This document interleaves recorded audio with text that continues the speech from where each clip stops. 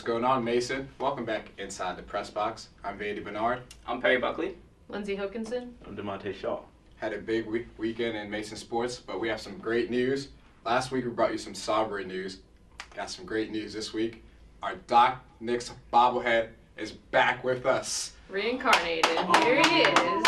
Woo! It's glad to have you back, man. Glad to have you back. But again, let's kick it off and start with some Mason sports and start with some track news. Yeah, we had a big weekend at the ECAC IC4A Indoor Championships. Yes, that was a mouthful. The women in the 60-meter hurdles finished fourth. Siobhan Briscoe had a PR, which is the second fastest time in school history, of 8.55. In the 400 meters, they took second with Sierra McGee. She had a PR, which is also the second fastest time in school history, of 53.55. Dayana Barron ran the third fastest time in school history, also a PR for her at 53.72. And Taylor Wheaton ran the seventh fastest time in school history, also in the 400 meters, with a PR of 54.13. For the 400 meter 4x4 meter relay, Diana Barron, Sierra McGee, Taylor Wheaton, and Dominic Graham posted a meet record time of 3:35.77, and they took second in the meet. For the pole vault, Mandissa Marshall shattered her own school record of 4.1 meters and vaulted 4.23 meters, which is her old record that she shattered. For the men in the 200 meters, fifth place Adrian Vaughn ran a time of 21.19, which ties the school record. So congratulations to him. In the 500, George Empty ran a time of 1 minute and 1 second, which is the school record and which is the Boston University facility record, and he also PR'd. So congratulations to him. And in the 4x400 meter relay, David Verberg, Adrian Vaughn, Angel Coburn, and George Empty ran a time of 3 minutes and 7 seconds, which took first. So congratulations to them, and hopefully they keep doing well. Yeah, yes, indeed. And congratulations to all those on the track team. And it's swinging over for the volleyball, volleyball stuff. Yeah, big weekend for the men's volleyball team. 2 home matches, 2 conference matches. Big one on Friday night against, at that point, 15th ranked Harvard. Made it look really easy, guys. 3-0, they took them down, didn't even drop a set. The next night they came out, played Sacred Heart. Same thing, different team, same story, 3-0. Nice and easy, took the win. They're now 5-2, sitting tied for second in the EIVA. It was a real big weekend for them. I heard some volleyball alumni saying that it's some of the best volleyball they've seen Mason play in a couple of years, and I would definitely agree. It looked really good, looked really easy, and that's the way that you want it to be, especially in front of the home crowd. So, good weekend for men's volleyball. Good work, guys. Good job, men's volleyball team. Excellent. And now DeMonte, some swim and dive. Another big weekend also there. Oh, yeah. The Mason swim and dive team last week participated in the CAA Swim and Dive Championships. The men's team finished third with 591 points, while the women finished 8th with 208 points. Fernando Rubio finished third in the 1650 freestyle with a time of 15 minutes and 30.89 seconds. David Kiss and Joey Kelly took second in their respective events. Kiss finished with a time of 1 minute 47.11 seconds in the 200 butterfly, and Kelly finished with a time of 44.29 seconds in the 100 freestyle. For the women, Melissa Davis took second with a new school record of 1 minute and 58.11 seconds in the 200 backstroke. And we also had several athletes throughout the championships claim CAA champion titles. Fernando Rubio and Paige Impink, who broke a record, I believe. CAA record, 100 backstroke. Congratulations, Paige. Yes, indeed. Congratulations. Swim and dive. Yes, congratulations. Big news, big news. And now softball. Softball improved to 5-5 on the season with a 6-1 victory over Cornell and 3-0 victory over Rutgers in the Patriot Classic tourney. And Stephanie Maher allowed only 3 hits against Rutgers in 7 innings played, so definitely a big weekend for softball. Great wins. Lacrosse got their first win of the season with a 12-8 victory over Bucknell. Included hat tricks from Ali Hildebrandt, Rachel Obregon, and Caitlin Formato. And Strong D led the way for Lacrosse. Held Bucknell almost 20 minutes scoreless, and also scored 4 goals on their own during that run. So definitely a big win. Ground ball advantage, we held that 20-15. So big win for Lacrosse, and big win over a big win overall for Mason as a whole. Mason sports doing big things. Definitely have to continue to check them out. And women's basketball closed out their senior night on Thursday, win against UNC Wilmington. Yep, 4 of the 5 seniors in double digits. I mean, what better could you ask for a senior night? Big win over UNCW. They've got another game today. They just lost to JMU, but they got one more game left this upcoming week down against William & Mary, who they beat last time with a buzzer beater, and then they're preparing for their CAA tournament as well. All right, finish strong, ladies. Yes, indeed. Unfortunately, men's basketball lost to the Blue Hens of Delaware over the weekend. And we'll now switch things over to CAA tournament coming up and how things looking there. What is Mason's chances? I mean, kind of a up and down season, right up and down playing the CAA. And so it's going to be tough, tough road. What are some things we have to fix in order to playing Drexel first? So what are the things we have to do there to make sure that we beat them and advance on in the tournament? I think we're coming in as a number 4 seed. I think the advantage to that is if we win, we already know who we're playing. We already know we're playing Northeastern, who's the top seed in the conference tournament. Preparing for Drexel, we split the series with them throughout the course of the season. Lost to them at home. That was the very frustrating first game that we covered here on the Pressbox. Right. And took one from them in Philly. So obviously we know we can beat them. The biggest thing that we've talked about throughout the course of the year is balanced offense, and the win that we took against Drexel in Philadelphia was balanced offense. We had 4 players in double digits and 3 more contributing close to double digits, and that's what we need if we're going to continue to get wins. The game that we lost to them was the one that they really just shut us out in the second half. We dropped it. We were up by 9 with 13 minutes left and got outscored 30-15 in the last 13 minutes, and we remember that game very well. It was incredibly frustrating. But definitely, I think, we know that we can beat them, and if there's an advantage at all to knowing who you're playing, whereas the other teams kind of are preparing for 2 teams, we can prepare for Drexel and then prepare more for Northeastern, knowing that that's who we're going to be playing. The one thing that I guess would concern me is to look ahead past Drexel. We have to make sure that we take care of business. Obviously, the 4-5 matchup is always a flip of a coin. That 4th seed spot is so dangerous because you're playing a team so close to you in level, and it can really go either way. The other matchups, the 2-7 and the 3-6. So, we've got to come out and really, again, start early, lead early, and hold on to that lead like we didn't do the last time we played them. Right. Yeah, as you mentioned, we switched, or we swapped the series. Lost at home and then won on the road. The first game we had that dropped a 20 point lead, and they really shut us out in the second quarter, or the second half, like you said. But I think we really need to get some consistent play, just overall, throughout the entire game, because we're a really good starting team. We start really strong. But we need to learn how to finish out halves, and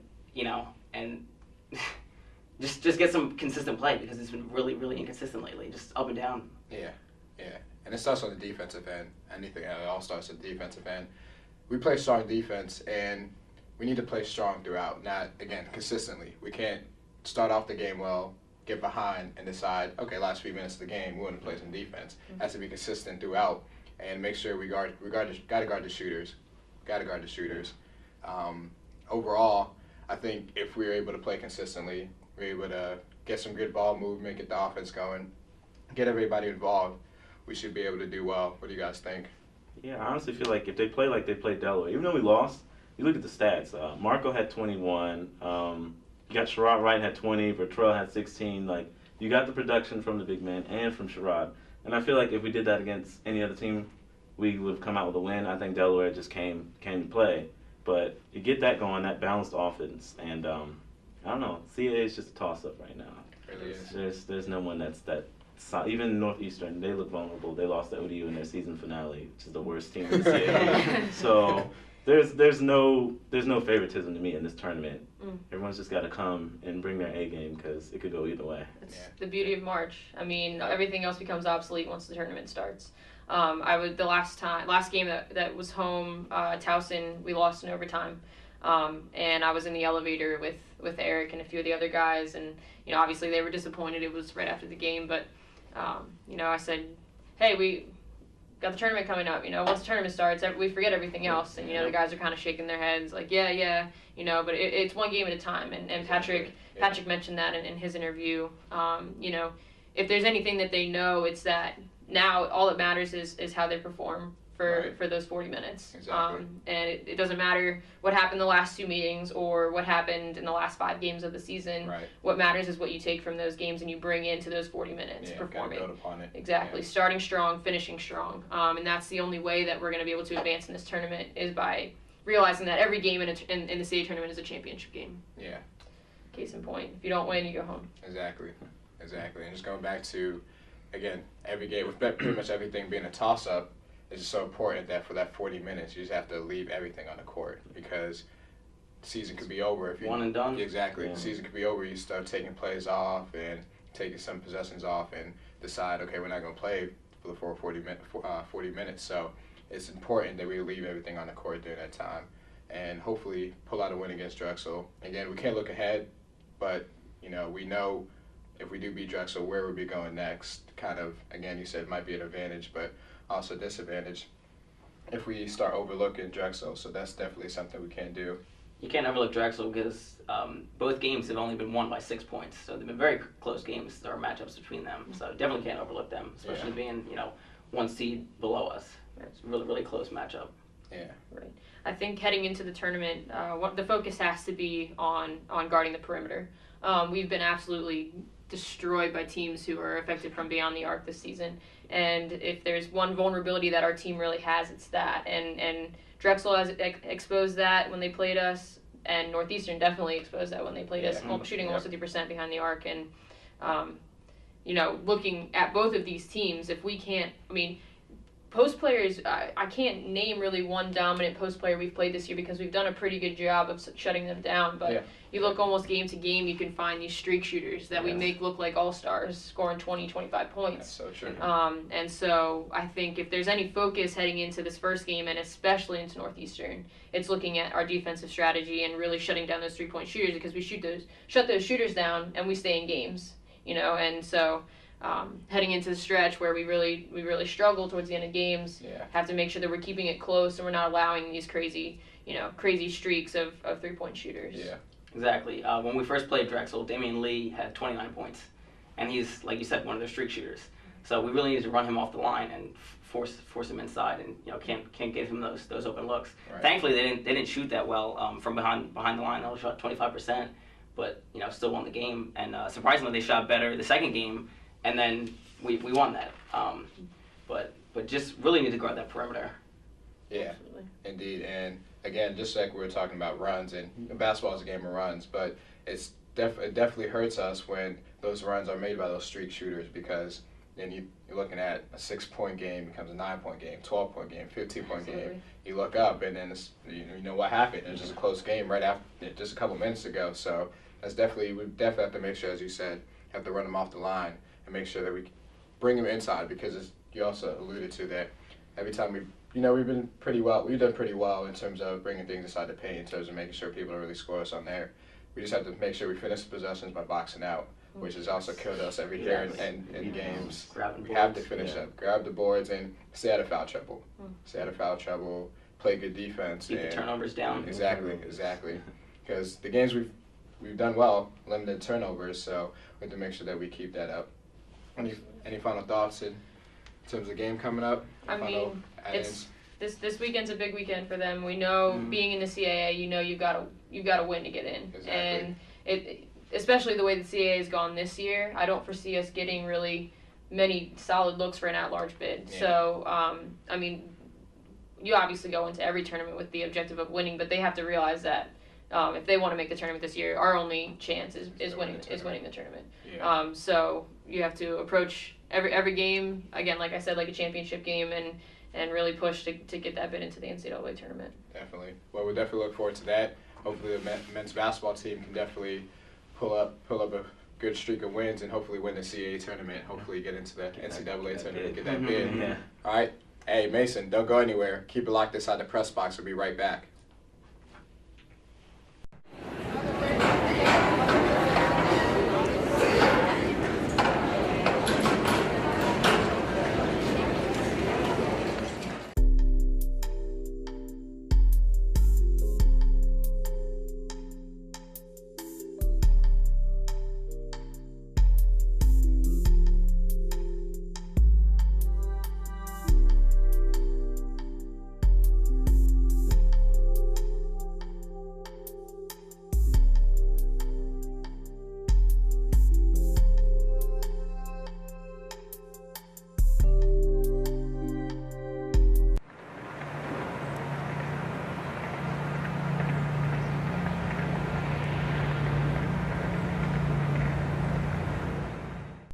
welcome back Mason into the press box. I'm Andre Howard. All right, and we're going to start off with the new segment called Word Up. Word up. So pretty much the segment is we're going to throw out a question, and we each are going to fill it in with one word. All right, easy to catch on to. First question, Joe Flacco becoming the highest paid player in NFL history is? That's a 9. That's a 10. That's a 11. That's a 12. It's ridiculous. It's Joe Flacco. This isn't Tom Brady. This isn't Drew Brees. This isn't Peyton Manning. It's Joe Flacco. Enough said. It's insane. it's insane. Crazy. I don't know what the Ravens were thinking. I think he's worth 120 million. I'm not sure. He hasn't proved it yet in the regular season. But we'll see. Is he worth the money? Nobody knows. Unbelievable. You see Tom Brady, just basically take a pay cut to try to, keep some of his players on their team, to go and win that title. And then Flacco goes and basically robs the Ravens, because now they're going to have to, get rid of some players. So. Yeah.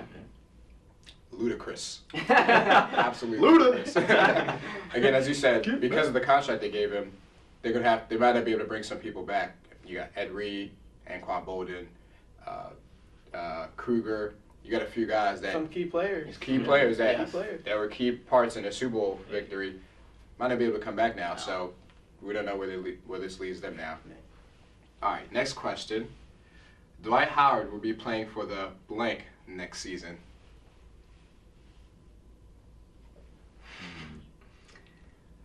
I'm gonna say Lakers. I'm staying with the Lakers. I think his image is already taking a hit with the whole Orlando. Oh, I want to come back. I don't want to come back. Yeah, that whole thing. I think he's gonna stay in LA. I mean, it's LA. Why not? I think he's gonna stay there. I agree. I'm gonna go Lakers as well. They've invested a lot in him now, and he's brought his level of play higher. So I think it's gonna end up working out for both of them, both Dwight and the Lakers. Yeah. I'm gonna go out on a limb. I'm gonna say the Charlotte Bobcats. Charlotte Bobcats. Yes. Jordan's gonna call him.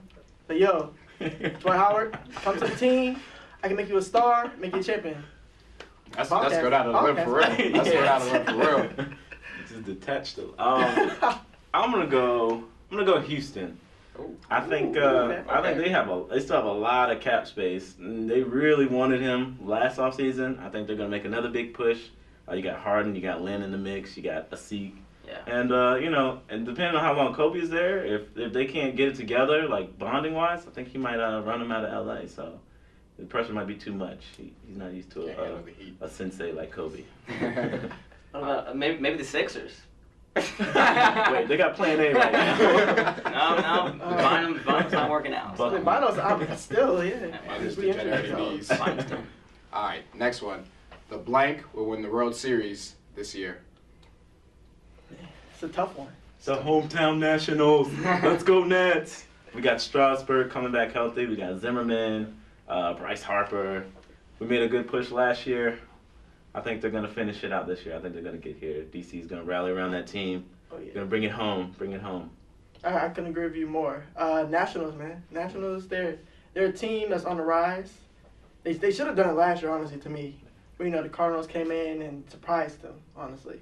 So this year, they're ready. They're more experienced. So watch out for the Nets. Chicago Cubs, they're going to end the drop now. Nah.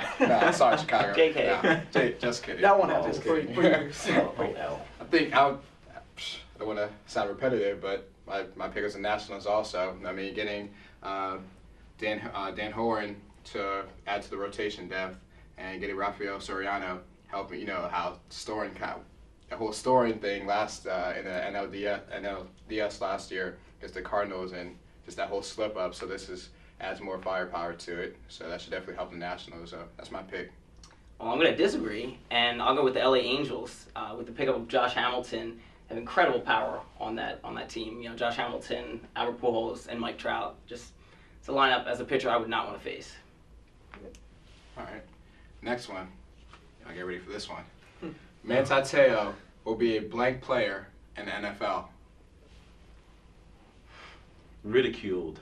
The NFL they're ruthless. They're gonna let him hear every down, every play. You're gonna hear a lot of talking about him and his ex-girlfriend. So I don't know how that'll affect his play, but he's gonna hear it. I mean, I'm surprised he had a girlfriend, but But I'm gonna say he's gonna be underrated. He's gonna be underrated. He had a poor combine. Alabama destroyed him. Yes, So indeed. he's gonna go to a decent team, and they're gonna mold him. He's gonna have some good coaching around him. They're gonna mold him. He's gonna surprise people. He's gonna surprise people with that. Underrated. For me, I would say, kind of along the lines of underrated, but I'd say he'll be a decent player in the NFL. I feel that his draft stock's going to drop because of the whole stuff that's gone on over the last couple of months. But some team's going to pick him up. He's going to fit into somebody's system. I think he's going to play pretty well. He's going to be a nice find for a team. I'm going to say average.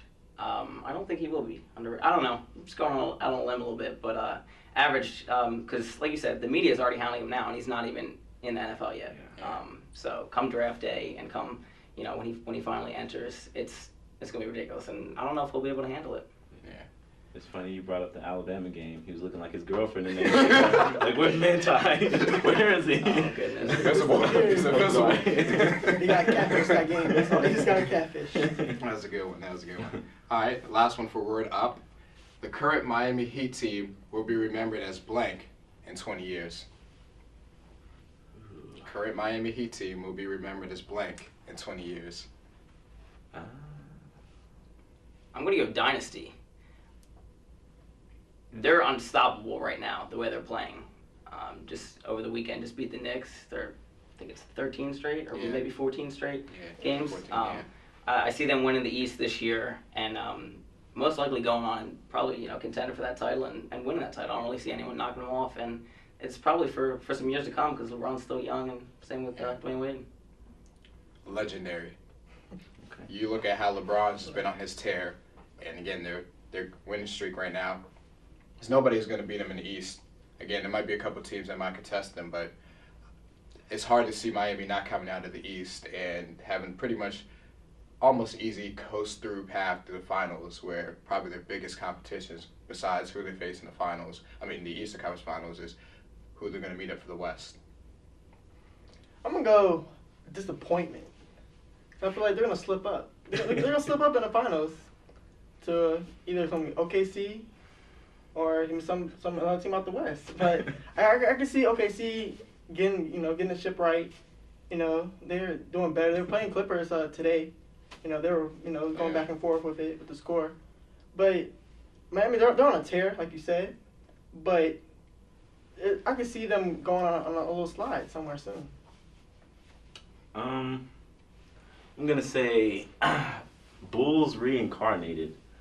Because right now The Bulls? Yeah, Wade and James, they look like Jordan and Pippen.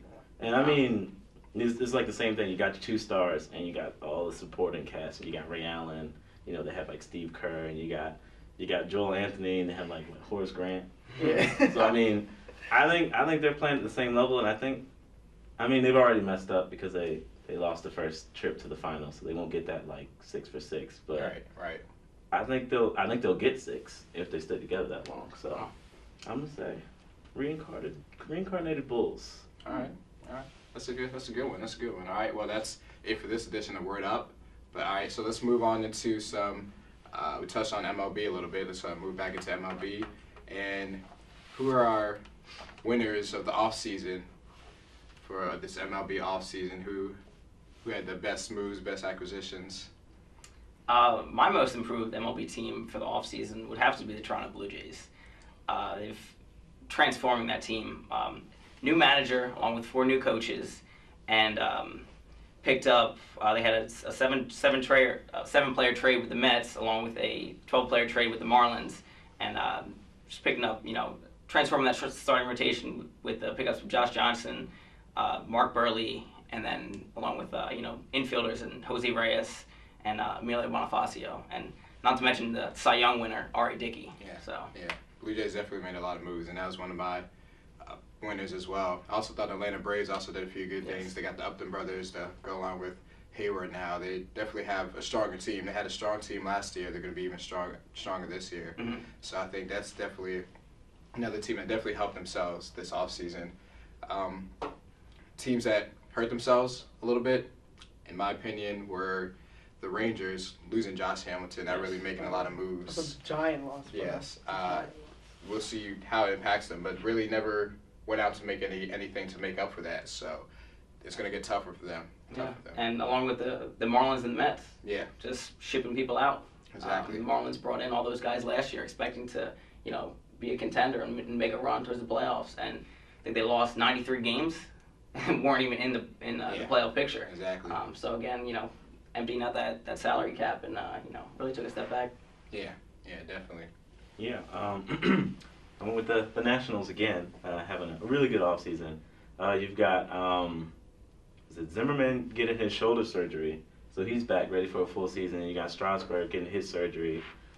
So you've got your big time starters coming back, should be fully healthy with the surgery going right. Re-signing Adam LaRoche, who's a Golden Glove first baseman, and they've got a payroll that tops $100 million at top since first time since 2005. So they've got the money to get more guys in, and the guys they have now are healthy, ready for a full season, ready for another swing at that title.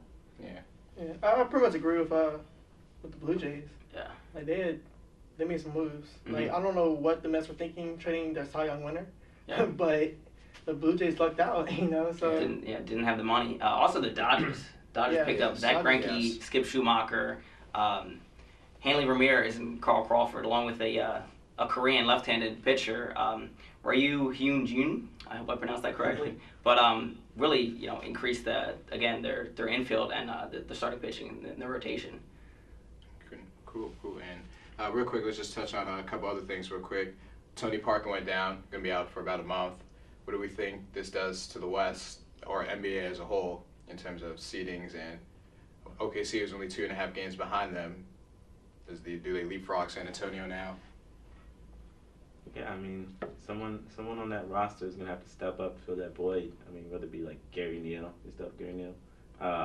Manu, you gotta remember he's still there. Exactly. But I definitely think that opens the door for teams like OKC and the Lob City Clips to sneak in there, take that #1 spot from them. Because Tony Parker, I mean, he was in MVP talks, and he's down for some time. So someone's gonna have to step up on that team, or they're gonna get overtaken. So. Yeah, because most recently without Tony Parker, the Spurs only a 500 team, 7-7 when he's been out. So it's definitely gonna hurt him over the next month. They're definitely gonna have to find ways to combat that. yeah, I can definitely see OKC leapfrogging them, and also like I said, Lob City. But the Spurs still gonna be dangerous. Once Tony Parker is healthy again, they'll be right back at it. And Greg Pop, he's gonna win a couple games just by coaching them, just by coaching. Mm-hmm. They have some great depth. Yeah. I actually don't think they're going to split at all. I think they'll remain there. Like you said, Manu Ginobili's probably going to have to step it up a little bit, but they have such great depth, and with Popovich there as well, he's going to coach that team and try to keep them up top as much as they could, or as much as they can. And with that, being that they're 500 without Parker, that's also without Ginobili and Duncan. Yeah. Because you know how Pop likes to rest his guys. So they're 500 without the three of them, which is still a pretty good clip without your 3 all-star players. Yeah, exactly. And that's wrap up is pro sports. Hope you enjoyed our word up segment. Hey Flacco, if you hear this, I need a couple millions. Cut the checks, a couple extras. Maybe you can get some. We can use it for our football team. And we hopefully get one there. So look out for that, Flacco. We'll be shouting you out. All right. Bring us some more questions, guys. Yes. More questions. GMU at GMU Pressbox for our Twitter. Find us on Facebook. All right. Enjoy your spring break. We'll be off next week. All right. We'll see you when we come back. Also, look out for the NCAA tournaments coming up. So look out for the bracket challenge. Fill out your brackets. All right. The winner, whoever gets the closest correct, because we know nobody's going to get 100%. Whoever gets closest to 100%. Tyler's back there saying he'll get 100%. Whoever gets close to 100% will get a prize. So definitely you want to make sure that you get in there, get your friends to get in there, all right? Look out for that, all right? And once again, I'm Vandy. I'm Perry Buckley. I'm Andre Howard. I'm DeMonte Shaw. And thank you for joining us inside the press box. Keep on pressing on, Mason. Press on.